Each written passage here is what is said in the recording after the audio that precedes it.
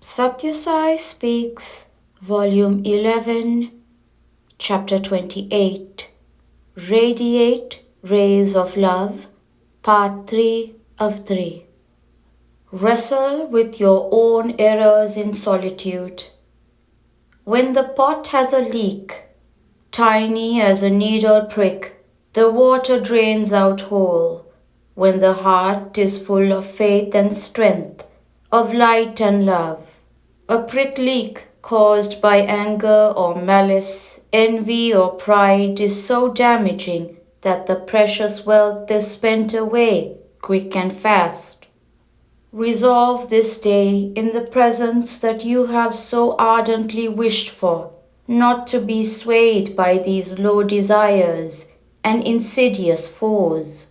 Never be moved by fame or blame, by praise or persecution. When the crows see the kokil, nightingale, they pursue it and try to wound it with their envious beaks. Good men are the targets for the malignity of the small. Have your own errors and evils hidden so that you can tackle them in solitude. Do not inflict them on others. Wrestle with them and overwhelm them in the silence of sadhana. Deal with others only beneficially and in joyful cooperation. Look at Lord Shiva, the poison which will ruin the world ruthlessly he has hidden in his throat, the moon that can shower cool, calm comfort. He wears it on his head for all the worlds to benefit from. That is a lesson for you. Why render others miserable because you are too weak to suppress the bandits your heart has welcomed? We have in this country, as well as in others, many institutions and organizations devoted to spiritual uplift of man. But they are all caught up in the politics of competition for prestige and power, and in the game of personal aggrandizement. Wherever you turn, you meet sannyasins, yogis, gurus, and babas, varieties of the same theme, clamoring for clientele, wheedling for funds, parading for protocol. No one seems to have delved into the relativity of things. No one seems to have dived for the pearls at the bottom and secured them. All are on the surface of things, afraid to lose their identities once they have the light revealed. We require spiritual guides who are free from conceit and pride, hate and greed, guides who have traveled the whole length of the journey. In the field of religion, hypocrisy is high treason.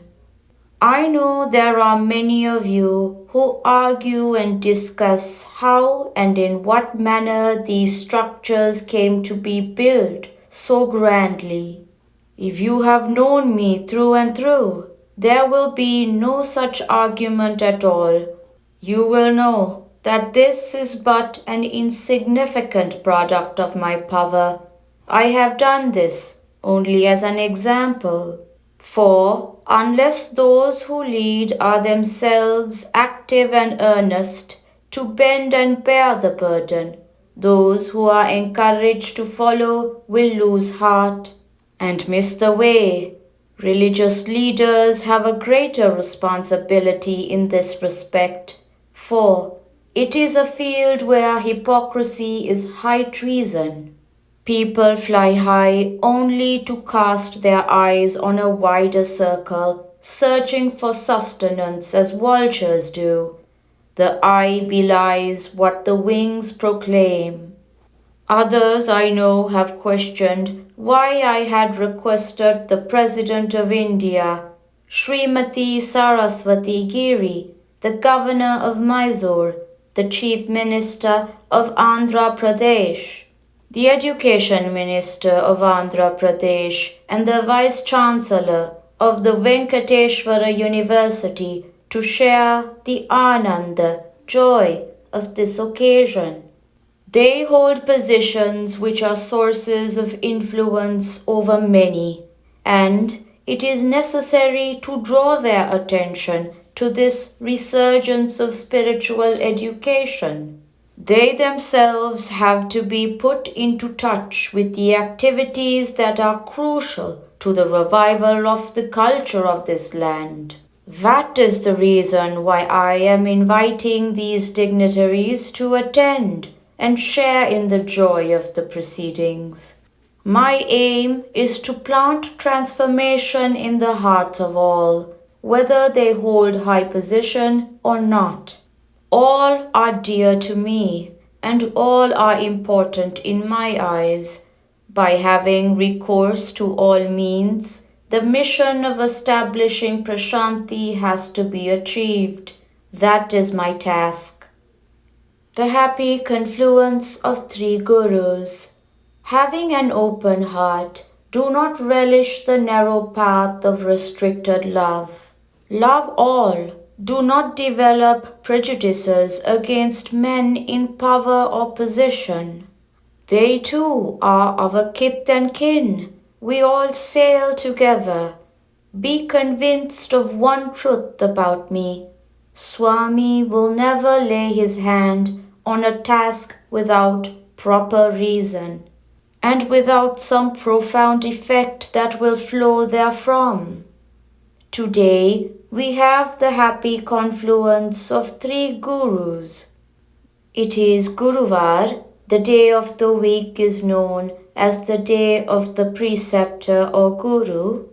The second refers to Adi Guru, primary preceptor, the full moon of this month, which occurs today, and is revered as specially sacred to the memory of Vedavyasa, the collator of the Vedas, the author of the Brahma Sutras, aphorisms on supreme reality, the great poet who composed the epic known as the fifth Veda, the Mahabharata, and the author of the renowned scripture of bhakti, devotion, called Srimad Bhagavata. The third Guru refers to this Guru Kula Ashram, this college with the new but ancient outlook of reviving the master disciple, sanctified by centuries of spiritual effort and experience. These three gurus are reminders of the three-pronged bilva, wood apple tree leaf, which is placed in reverence while adoring Shiva, symbolizing the three gunas, qualities, the three prongs of time, past, present, future, held as a spear by Shiva, and the three attributes which man has to overcome, the tamas, rajas and sattva, inertia, passion, and equanimity. Learn to speak what you feel, act what you speak. The greatest contribution of Vyasa in the realm of bhakti, which adores God with an identifying label of a name, as man can appreciate and apprehend only name and form. Fire has no form. It takes on the form of the article it burns or fills, a ball of iron, a crooked rope, etc. Water has no form. It takes the form of the vessel which contains it. Air has no form. It fills a ball and assumes that form. So too, the Atmic divine principle. The body is the ball filled with the air of divinity. It is kicked in play by 6 players on one side, the 6 foes, lust, anger, greed, attachment, pride, and hate, and 6 on the other, the 6 friends, truth, right, peace, love, compassion, and fortitude. The goal posts are on each side and the ball is hit so that it passes through them. The Dharma Vidya, moral attainment, and Brahma Vidya, spiritual attainment. Those who hit it so can claim victory, or else their kick results in an out. Learn to speak what you feel, act what you speak. Do not allow them to be at cross purposes. Man with feelings of a demon, fuming with hate, engaged in fighting, holds peace conferences and prides himself on his plans for peace. Transform the heart into a tabernacle of peace. Then conferences to deceive oneself and others become unnecessary. What can mere talk achieve? Right will be restored and evil put down. Have constructive thoughts, consoling words, compassionate acts. Be on the lookout for eyes filled with tears, hearts heaving in sigh. I am sure my words will give you the strength of elephants when you need it to carry through tasks of service. I know they have. Each one of you is the witness of the truth of this fact. I am the witness of all that you did and achieved. I don't need anyone to report to me. You don't need anyone to measure the ananda you had. When the non-gazetted officers of the Andhra Pradesh struck work for more than a month and a half, the hospitals did not have attendants or helpers in the wards. The Sevadal members of Vijayawada, Hyderabad, Vishakhapatnam and other places were moved by the distress of the inpatients. They were left helpless in the hospital beds. They served them with great love and even adoration. No service was too low or mean. Every emergency was immediately noticed and attended to. They need not be sorry that during those days they had no time to sit for dhyana or do japa or even go out on Naga Sankirtan, meditation or recitation or group singing of God's names. Why?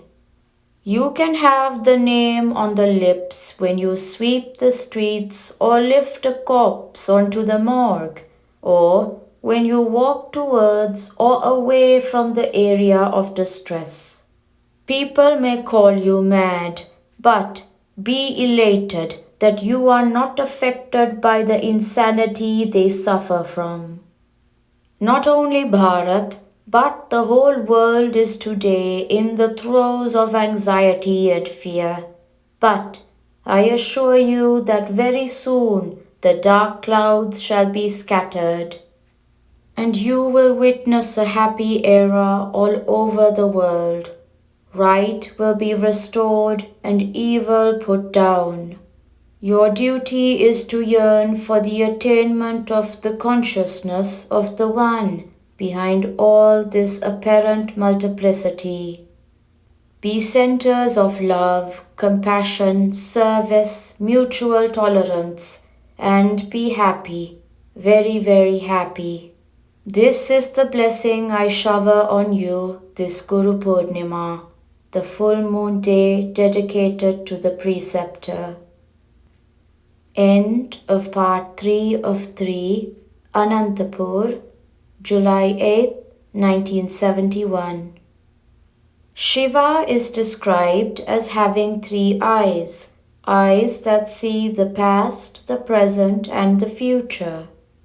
The elephant skin which forms his cloak is a symbol of the bestial, primitive traits which his grace destroys.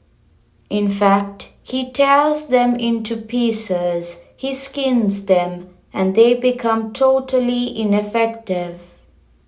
Shiva's 4 faces symbolize Shantam, equanimity, Rudram, terror, Mangalam, grace, and Utsaham, elevating energy.